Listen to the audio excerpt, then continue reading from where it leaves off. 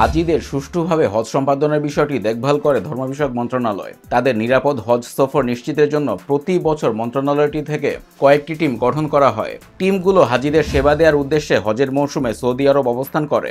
অন্যান্য বছরের মতো এবারও হাজিদের সেবা দেওয়ার জন্য মন্ত্রণালয় থেকে 5টি টিমের অধীনে 293 জন সৌদি আরব অবস্থান করছেন।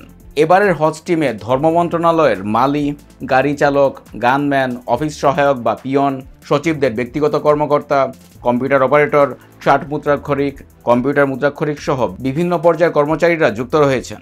মন্ত্রণালয় বলছে, হাজিদের সেবা দেওয়ার জন্য নীতিমালা মেনেই এসব কর্মচারীকে টিম মেম্বার হিসেবে অন্তর্ভুক্ত করা হয়েছে।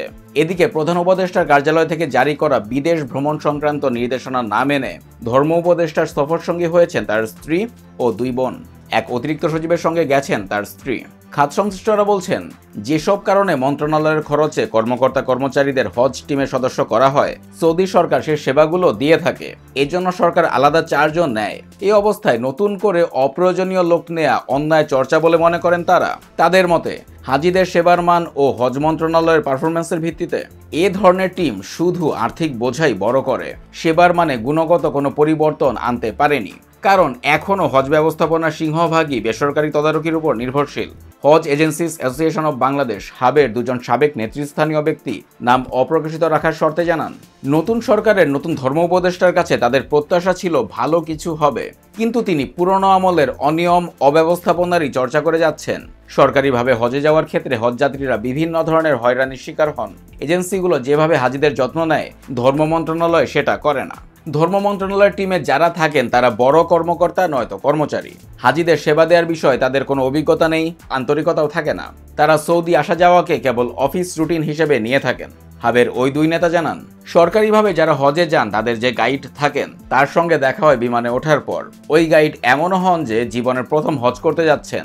এছাড়া যারা সরকারি অর্থে হজে যান তাদের খাওয়া দাওয়ার নিদারুণ কষ্ট হয়। এজেন্সির মাধ্যমে যারা হজে যান তাদের রান্না সহ দেখভাল এজেন্সির পক্ষ থেকে করা হয়। হাবের ওই 2 নেতা সহ হজ এজেন্সির কয়েকজন মালিক জানান, ধর্ম মন্ত্রণালয় থেকে অপ্রয়োজনীয় লোকজনকে হজের বিভিন্ন কমিটিতে যুক্ত করাটা পুরোটাই সরকারি অর্থের অপচয়। এভাবে হজ কমিটির নামে মন্ত্রণালয়ের কর্মীদের ভ্রমণ বিলাস বন্ধ হওয়া উচিত। এসব বিষয় নিয়ে এজেন্সির মালিকরা কথা বলতে গেলে মন্ত্রণালয় থেকে ওই এজেন্সির বিরুদ্ধে ব্যবস্থা নেওয়ার হুমকি দিয়ে থামিয়ে দেওয়া হয়। এবার ধর্ম মন্ত্রণালয় থেকে কারিগরি টিমে 20 জন এবং হজ সহায়তাকারী টিমে 44 জন সৌদি আরব গেছেন, যাদের বেশিরভাগই 3য় ও 4র্থ শ্রেণীর কর্মচারী।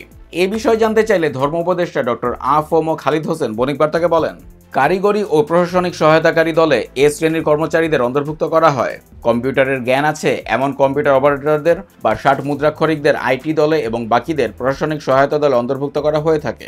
ধর্ম উপদেষ্টা আরও বলেন, হাজিদের লাগেজ হারিয়ে গেলে তা খুঁজে বের করে হোটেলে পৌঁছে দেয়া, কোনো হাজি অসুস্থ হলে তাকে মেডিকেল সেন্টারে নিয়ে যাওয়া, পথ হারিয়ে ফেললে তাকে সংশ্লিষ্ট হোটেলে পৌঁছার ব্যবস্থা করা, কেউ মারা গেলে তার দাফন সহ অন্যান্য বিষয় তদারক করা, বেসরকারি এজেন্সির হাজিদের আবাসন ও অন্যান্য বিষয়ে খোঁজখবর নেওয়া, কোনো হাজি যদি কোনো অভিযোগ করেন সেটা খতিয়ে দেখা, কোনো হাজি কখন মিনা, আরাফা, মুজদালিফায় যাবেন, কখন মদিনায় জিয়ারায় যাবেন, কখন দেশে ফিরবেন সেটা দেখভাল করার কাজ প্রশাসনিক দল ও প্রশাসনিক সহায়তাকারী দল করে থাকে।